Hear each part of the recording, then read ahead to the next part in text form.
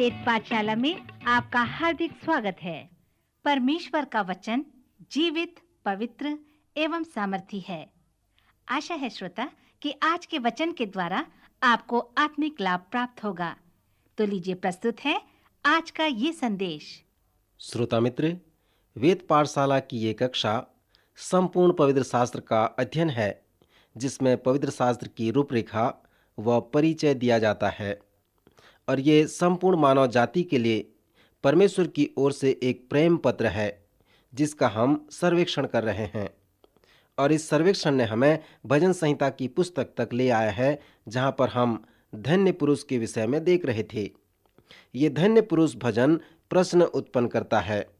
जैसे मैं अभी भजन 128 को पढ़ रहा हूँ, यदि आप उस प्रश्न को सुन सकते हैं तो अवश्य बताएं।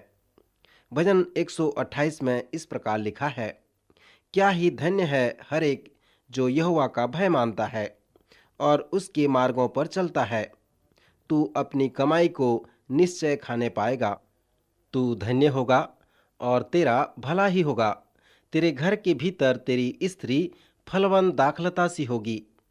तेरी मेज के चारों ओर तेरे बालक जलपाई के पौधे से होंगे। सुन, जो पुरुष यहोवा का भय मानता हो वह ऐसी ही आशीष पाएगा। यहोवा तुझे सिय्योन से आशीष देवे और तू जीवन भर यरूशलेम का कुशल देखता रहे, वरन तू अपने नाती पोतों को भी देखने पाए, इस्राएल को शांति मिले। मित्रवर, यहाँ पर जो प्रश्न है कि क्या हर एक व्यक्ति धन्य है? अनेक लोग इस शब्द को पढ़ना चाहते हैं, परंतु भजन 128 अलग प्रकार का धन्य पुरुष भजन है। यह एक विशिष्ट प्रारूपिक भजन है, जिसका हम सर्वेक्षण करने जा रहे हैं। तीसरा धन्य पुरुष भजन जिसका हम सर्वेक्षण करेंगे, तो मैं अगले प्रश्न को संबोधित करना चाहता हूं, जिसे आप पूछ सकते हैं। वे लोग जिनके पास पवित्र शास्त्र से संबंधित कोई प्रश्न नहीं होते, वे ये लोग हैं जो पवित्र शास्त्र को कभी नहीं पढ़ते। जैसे हम सर्वेक्षण कर रहे हैं, और यदि आप पवित्र शास्त्र पढ़ते हैं तो आपके पास प्रश्न अवश्य होंगे। यदि आप इस प्रश्न को पूछेंगे तो मैं आश्चर्य करूंगा। अय्यूब की पुस्तक का जो संदेश है, परमेश्वर हर समय अच्छे लोगों को आशीषित नहीं करता, क्योंकि वे अच्छे होते हैं। जब कोई व्यक्ति दुख उठाता है तो इसका मतलब ये नहीं कि वो अपने पाप के कारण दुख उठा रहा है। आप स्मरण करें कि अय्यूब के मित्र जो उसे शांति देने के लिए आए थे, उनका मुख्य विषय यही था। वे कहते थे कि पाप के कारण तू दुख उठा रहा है, परंतु परमेश्वर ने उन्हें कहा, ऐसी बात नहीं है, तुम गलत बोल रहे हो। हमने बाइबल से 30 कारणों का सर्वेक्षण किया कि क्यों परमेश्वर के लोग दुख उठाते हैं। श्रोता मित्र, अय्यूब की पुस्तक के बाद जो अगली पुस्तक व अध्ययन प्रारंभ होता है, वो धन्य पुरुष वाला अध्ययन है। अर्थात क्या ही धन्य है वह पुरुष जो यहोवा की व्यवस्था से प्रसन्न रहता है, उससे प्रीति रखता है और उस पर रात दिन ध्यान करते रहता है। वही व्यक्ति धन्य है। उसके पास स्थिरता है, सफलता है, आशीष है, दीर्घ आयु है और सुरक्षा है। उसके पास सभी प्रकार की आशीषें हैं। क्या धन्य पुरुष वाले भजन के साथ अय्यूब की पुस्तक का संदेश प्रतिकूल है? इस प्रश्न के ऊपर मैं कुछ कहना चाहूँगा। मैं विश्वास करता हूँ कि बाइबल की सभी पुस्तकें परमेश्वर के योजना के तहत एक श्रेणी में व क्रम में लिखे गए हैं और रचे गए हैं। और बाइबल का परिचय देते समय मैंने बताया था कि यद्यपि ये मनुष्य द्वारा किए गए हैं, परंतु यह परमेश्वर की इच्छानुसार और पवित्र आत्मा के नियंत्रण में मनुष्यों के द्वारा लिखा गया है। मैं नहीं सोचता कि अय्यूब की पुस्तक धन्य पुरुष वाले भजन के ठीक पहले संयोगवश से आया है। परमेश्वर का वचन कहता है कि भक्तिमय व्यक्ति इसलिए आशीषित होता है क्योंकि वह भक्तिमय है। परंतु परमेश्वर ने हमें अय्यूब की पुस्तक दी है, जो कहता है ऐसा हर समय नहीं होता, पर ऐसा कभी कभी होता है। बाइबल के सिद्धांत के अनुसार आप जो बोते हैं वही काटते हैं, परंतु ये हर जगह लागू नहीं होता। अय्यूब की पुस्तक इसे स्पष्ट रूप से बताती है कि कभी-कभी परमेश्वर अपने धन्य पुरुष की परीक्षा करता है। कभी-कभी वह उसे बढ़ाता है। कभी-कभी उन 30 कारणों को परमेश्वर उसके जीवन में आने की अनुमति देता है, जिससे वह दुख सहे। सो इस धन्य भजन में, जिसे हम धन्य पुरुष भजन कहते हैं, वह हमें बताता है कि परमेश्वर उस धन्य पुरुष को उस आधार पे आशीषित करता है जिस आधार पे वह धन्य पुरुष अपने जीवन के लिए क्या बोता है। मित्रवर, यहाँ पर भजन 128 जिसे मैंने आपके सामने पढ़कर सुनाया, वहाँ पर एक साधारण सत्य को प्रस्तुत किया गया है। धन्य पुरुष की जो आशीष है वो संयोगवश नहीं है। यह भजन उस शब्द से प्रारंभ होता है, अर्थात क्या ही धन्य है हरेक। जैसे मैंने बताया कि अनेक लोग हैं जो इस भजन के इस चौथे शब्द को अधिक पसंद करते हैं। एक सिद्धांत है जिसे सर्वमुक्तिवाद कहते हैं। ये परमेश्वर के व्यक्तित्व व स्वभाव के विषय में जो विश्वास करते हैं कि परमेश्वर प्रेम है और वो सबों से प्रेम रखता है, इसलिए हरेक लोग आशीष पाते हैं और वे नरक नहीं जा सकते। सो इस सिद्धांत के द्वारा हरेक लोग जो धन्य हैं, आशीषित हैं। परंतु पवित्र शास्त्र बताता है कि धन्य पुरुष को आशीष पाने के लिए शर्त है, अर्थात धन्य है वह पुरुष जो यहोवा का भय मानता है और उसके मार्गों पर चलता है। तू अपनी कमाई को निश्चय खाने पाएगा। श्रोता, आप स्मरण रखें कि धन्य पुरुष अपने विश्वास और अपने चुनाव के कारण ही आशीषित ठहरता है। वह हर एक जो यहोवा का भय मानता है, अर्थात वे सब जो यहोवा पर विश्वास रखते हैं। जो लोग यहोवा का भय मानते हैं वे परमेश्वर की आज्ञा का उल्लंघन करने के लिए डरते हैं, भयभीत होते हैं और उनके विश्वास का जो परिणाम है, जैसे भजन 1 कहता है, वे उसके मार्गों में चलते हैं या वे परमेश्वर की युक्ति में चलते हैं और उसकी व्यवस्था से प्रसन्न रहते हैं। सो यही कारण है कि ये धन्य पुरुष आशीषित होता है। और जो सत्य यहाँ पर है कि वे अपनी कमाई को निश्चय खाने पाते हैं। हम जो बोते हैं वही काटते हैं। जीवन के जो आत्मिक नियम हैं वो पापियों के लिए नहीं परंतु धर्मियों के लिए लिखे गए हैं। धोखा न खाओ, परमेश्वर ठट्ठों में नहीं उड़ाया जाता, क्योंकि मनुष्य जो कुछ बोता है वही काटेगा। क्योंकि जो अपने शरीर के लिए बोता है वह शरीर के द्वारा विनाश की कटनी काटेगा, और जो आत्मा के लिए बोता है वह आत्मा के द्वारा अनंत जीवन की कटनी काटेगा। मित्र, ये वचन किसे संबोधित किए गए हैं? यदि आप गलतियों की पत्री उसका 6वां अध्याय को खोलें और जो पद मैंने पढ़ा उसे कुछ और पहले पद को पढ़ें, तो आप ये वर्णन कर पाएंगे कि बोने और काटने की जो बात कही गई है वो आत्मिक लोगों के लिए कही गई है। पौलुस लिखकर कहता है कि यदि कोई मनुष्य किसी अपराध में पकड़ा भी जाए तो तुम जो आत्मिक हो नम्रता के साथ ऐसे को संभाल लो। और इसी संदर्भ में वह कहता है, धोखा न खाओ, परमेश्वर ठट्ठों में नहीं उड़ाया जाता, क्योंकि मनुष्य जो कुछ बोता है वही काटेगा। सो वह उन आत्मिक लोगों से कहता है, यदि तुम अपने शरीर के लिए बोते हो तो आत्मिक व्यक्ति होकर भी विनाश की कटनी काटोगे, और यदि आत्मा के लिए बोते हो तो आत्मा के द्वारा अनंत जीवन की कटनी काटोगे। भजन 128 का संदेश यही है। यदि आप इस भजन का अध्ययन बड़ी निकटता के साथ करते हैं तो आप इसका वर्णन करने पाएंगे। यह भजन बताता है कि कैसे धन्य पुरुष की आशीष परमेश्वर की योजना में फिट बैठता है।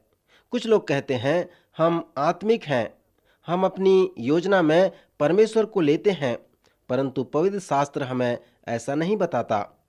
परमेश्वर चाहता है कि वह आपको अपनी योजना में ले, न कि आप उसे अपनी योजना में लें।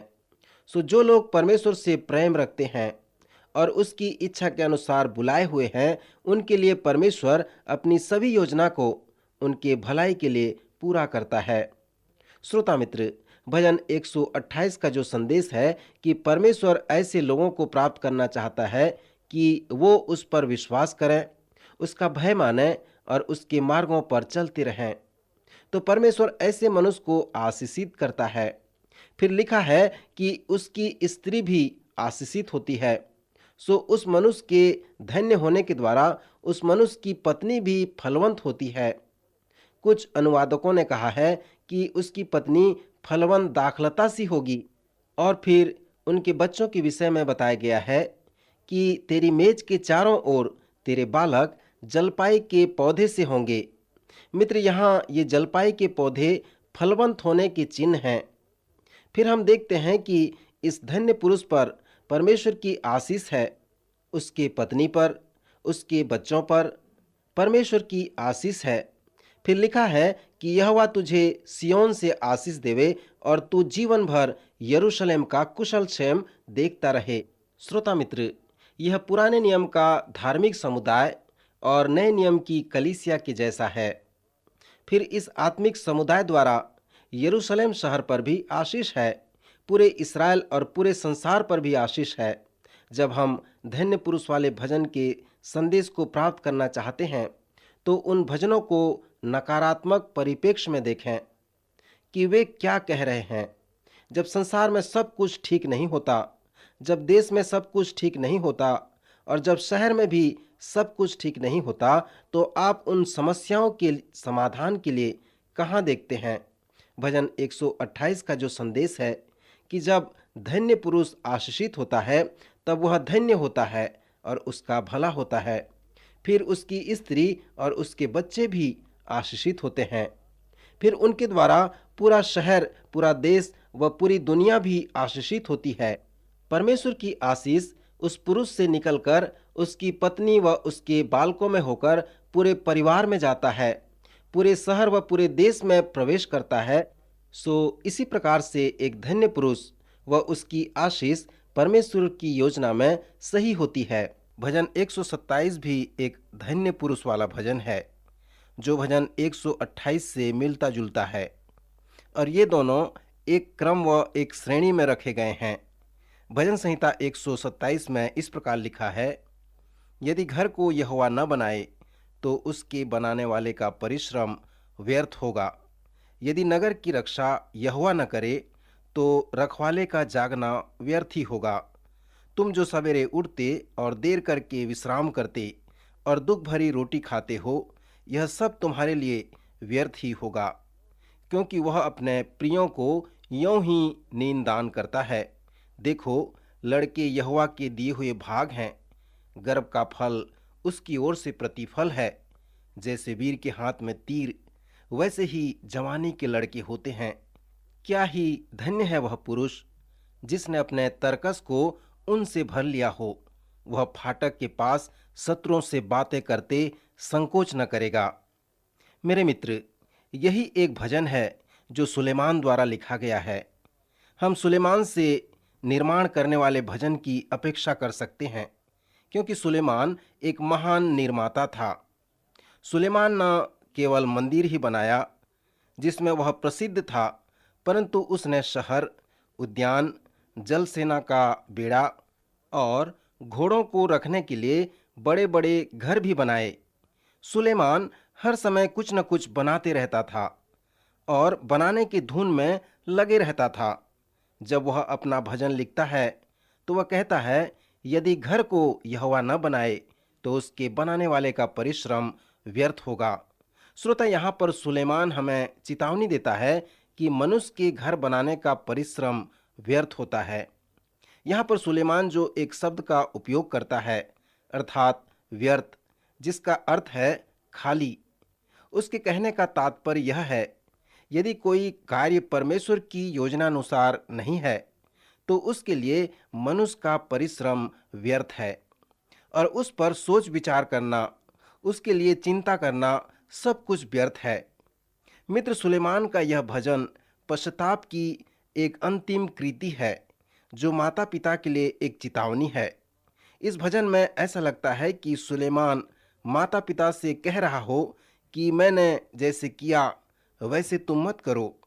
मैंने कठिन परिश्रम किया, मैंने बहुत अधिक निर्माण का कार्य किया और इस संबंध में मुझे बहुत दिलचस्पी था, परंतु मेरा कठिन परिश्रम करना, मेरा निर्माण करना, मेरे को उसके विषय में सोच विचार करना सब कुछ व्यर्थ था, क्योंकि मैं गलत बातों के लिए दिलचस्पी रखता था, गलत बातों के लिए परिश्रम करता था और मैंने वस्तुओं का निर्माण भी किया। सो सुलेमान अपने इस पश्चाताप के महान बातों को बताने के पश्चात वह बच्चों के विषय में बातें करना प्रारंभ करता है। जब आप पहली बार इस भजन को पढ़ेंगे तो आप इस प्रकार विचार करेंगे कि सुलेमान यहाँ पर अपना विषय बदल देता है और कहता है, देखो, लड़के यहोवा के दिए हुए भाग हैं, गर्भ का फल उसकी ओर से प्रतिफल है। मित्र, आप यहाँ पर पूछ सकते हैं कि वो क्यों यहाँ ऐसा बच्चों के विषय में बातें कर रहा है। मैं नहीं सोचता कि सुलेमान ने अपना विषय यहाँ पर बदल दिया है। सुलेमान यहाँ पर माता पिता को चेतावनी देकर कहता है, सुनो, मैंने गलत वस्तु का निर्माण किया, परंतु सबसे महत्वपूर्ण वस्तु जिसे आपको निर्माण करने की आवश्यकता है वो आपके बच्चों का जीवन है। एक माता पिता होने के नाते आपको यह चाहिए कि आप अपने बच्चों के जीवन का निर्माण करें। यह संभव है कि आप गलत वस्तुओं का निर्माण कर सकते हैं और अपने बच्चों के जीवन का निर्माण करने में लापरवाही बरत सकते हैं, जो आपके लिए महत्वपूर्ण है। सुलेमान के पुत्र थे और निकम्बे और मूर्ख थे। मित्र, मैं सोचता हूं कि सुलेमान के मन का बात यही है जिसके विषय में वो पश्चाताप कर रहा है। जब हम सभोपदेशक की पुस्तक में आते हैं तो हम सुलेमान द्वारा कहे गए उन वचनों को सुनते हैं जहां पर सुलेमान कहता है, मैंने अपने संपूर्ण जीवन को पैसा कमाने में व्यतीत कर दिया और कुछ मूर्खों ने उसे खर्च कर डाला। यहाँ पर प्रत्यक्ष रूप से सुलेमान अपने पुत्र के विषय में बता रहा है, मैंने कठिन परिश्रम किया, इसलिए किया कि धन संपत्ति को इकट्ठा करूं, परंतु कुछ मूर्खों ने उसे खर्च कर डाला। यहाँ पर वो प्रायः ये इच्छा प्रकट करता है कि वह अधिक समय अपने पुत्र के जीवन को बनाने के लिए खर्च नहीं किया। सुलेमान एक बुद्धिमान व्यक्ति था। सो यद्यपि वो संसार के सभी लोगों से अधिक बुद्धिमान था, फिर भी वो एक बड़ा असफल व्यक्ति था। सो जैसे वह एक बुद्धिमान व्यक्ति था, वो इस भजन में कहता है, क्या तुम जानते हो कि जैसे वीर के हाथ में तीर वैसे ही जवानी के लड़के होते हैं। जिस प्रकार तीर को भरोसा व मार्गदर्शन धनुष से प्राप्त होता है, उसी प्रकार अपने बच्चों के लिए भी ये लागू होता है। उनका मार्गदर्शन व भरोसा आपके ऊपर निर्भर है। सो जिस प्रकार तीर के लिए धनुष है, उसी प्रकार बच्चों के लिए माता पिता हैं। मित्र, आज आपके बच्चे किस प्रकार के धनुष के ऊपर भरोसा रखते हैं? मान लीजिए यदि आप शैतान के एक दूत हैं और आपको ये मालूम है कि जिस प्रकार तीर के लिए धनुष है, उसी प्रकार बच्चों के लिए माता पिता हैं, तो आप ऐसी स्थिति में क्या करेंगे? आप परमेश्वर की योजना को बिगाड़ना चाहेंगे। जो धन्य पुरुष है, जो धन्य पत्नी है, जो आशीषित बच्चे हैं और जो आशीषित परिवार है, आप उन्हें उस आशीष से अलग करना चाहेंगे और आप उस धनुष के धागे को काट डालेंगे, क्योंकि शैतान की चाल ही ऐसा ही है। सो भजन 127 और भजन 128 के संदेश को जब हम देखते हैं तो हम ये पाते हैं कि कैसे एक आशीषित पुरुष परमेश्वर की योजना में सही बैठता है। भजन 127 में जो बड़ी सच्चाई पाई जाती है वो इस कथन द्वारा प्रारंभ होता है कि यदि घर को यहोवा न बनाए तो उसके बनाने वालों का परिश्रम व्यर्थ होगा। मित्र, कुछ ऐसी बातें हैं जिसे केवल परमेश्वर ही करता है। आप बहुत कुछ करके अपने लक्ष्य को प्राप्त कर सकते हैं, परंतु कुछ ऐसी बातें हैं जिसे आप नहीं कर सकते, परंतु उसे परमेश्वर कर सकता है। क्या आपने कभी नए जन्म के विषय में सुना है? यह परमेश्वर की सृष्टि का कार्य है जो परमेश्वर द्वारा मनुष्य प्राणी के मन व हृदय में होता है। आप अपने बच्चों को इस नए जन्म के विषय बहुत कुछ वर्णन कर सकते हैं। उनके नए जन्म पाने के लिए आप रात दिन प्रार्थना कर सकते हैं, परंतु उन्हें नए जन्म का अनुभव नहीं दे सकते। आप नए जन्म का कार्य उनके जीवन में नहीं कर सकते। केवल परमेश्वर ही आपके बच्चों के हृदय में नया जीवन उत्पन्न कर सकता है। आप किसी भी मनुष्य प्राणी को नए जन्म का अनुभव नहीं दे सकते और न ही उनके मन में विश्वास उत्पन्न कर सकते हैं।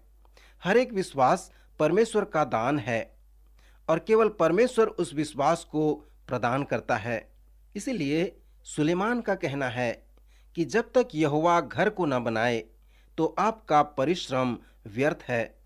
सो मेरे कहने का तात्पर्य यह है कि जो हमने मूसा द्वारा उस आत्मिक नियम को सीखा था कि मैं नहीं पर वो है और वो मेरे साथ है, मैं नहीं कर सकता पर वो कर सकता है और वो मेरे साथ है, मैं नहीं चाहता पर वो चाहता है और वो मेरे साथ है, मैंने नहीं किया परंतु उसने किया क्योंकि वो मेरे साथ था। सुलेमान अपने संपूर्ण संघर्ष में, संपूर्ण अनुभव में और उसके संपूर्ण असफलता में उसने मूसा के इस आत्मिक नियम को सीखा था और कहने लगा, लड़के यहोवा के दिए हुए भाग हैं, गर्भ का फल उसकी ओर से प्रतिफल है। मित्र, क्या आप इस विषय में इस प्रकार अनुभव प्राप्त कर सकते हैं? पुराने नियम के उस समय में क्या आप हन्ना, राहेल और सारा को स्मरण करके कह सकते हैं कि कैसे वे मातृत्व के लिए प्रोत्साहित किए गए, कैसे वे मां बनकर आनंदित हुए? श्रोता, आज हम उसका अनुभव कैसे कर सकते हैं? वचन में हम पढ़ते हैं कि गर्भ का फल यहोवा की ओर से प्रतिफल है और बच्चे यहोवा की ओर से आशीष हैं, यहोवा के दिए हुए भाग हैं। धन्य है वह पुरुष जिसने अपने तरकस को ऊन से भर लिया है। सो सुलेमान के अनुसार बच्चे यहोवा की ओर से आशीष हैं। उसने कहा है, धन्य है वह पुरुष जिसने अपने तरकस को ऊन से भर लिया है। मित्र, क्या आप इस पर विश्वास करते हैं? इसे सीखने के लिए सुलेमान को एक बड़ी कीमत चुकानी पड़ी, परंतु उसने विश्वास भी किया। सो धन्य पुरुष भजन का संदेश यही है। पुराने व नए नियम में हमें बताया गया है कि परमेश्वर जीवन के नियम को स्थापित करता है। उत्पत्ति की पुस्तक में हमने देखा कि परमेश्वर दो लोगों को लेकर उन्हें साथी बनाता है और एक दिन वे माता पिता बनते हैं और वे बच्चे उत्पन्न करते हैं जो परमेश्वर की ओर से आशीष होती है। सो इस प्रकार हम परमेश्वर के द्वारा उपयुक्त माता पिता बन जाते हैं। फिर वो कहता है, तुम जो सवेरे उठते और देर करके विश्राम करते और दुख भरी रोटी खाते हो, यह सब तुम्हारे लिए व्यर्थ ही है, क्योंकि वह अपने प्रियों को यूं ही नींद दान करता है। श्रोता मित्र, यदि हम हमारे भाग व परमेश्वर के भाग के मध्य अंतर को सीख जाएंगे तो यह हमारे लिए बुद्धि का मूल होगा।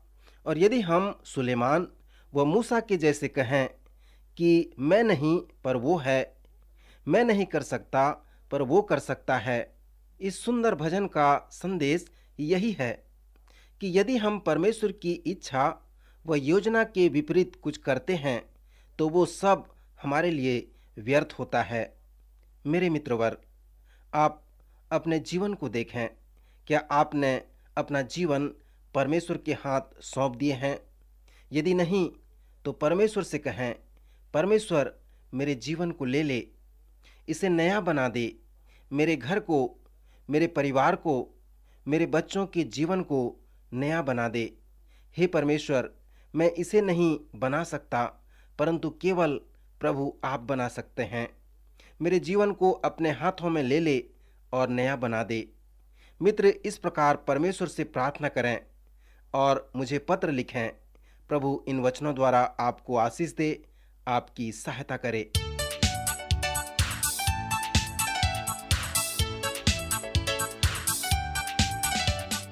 प्रिय श्रोताओ, अभी आप सुन रहे थे हमारा ये कार्यक्रम वेद पाठशाला।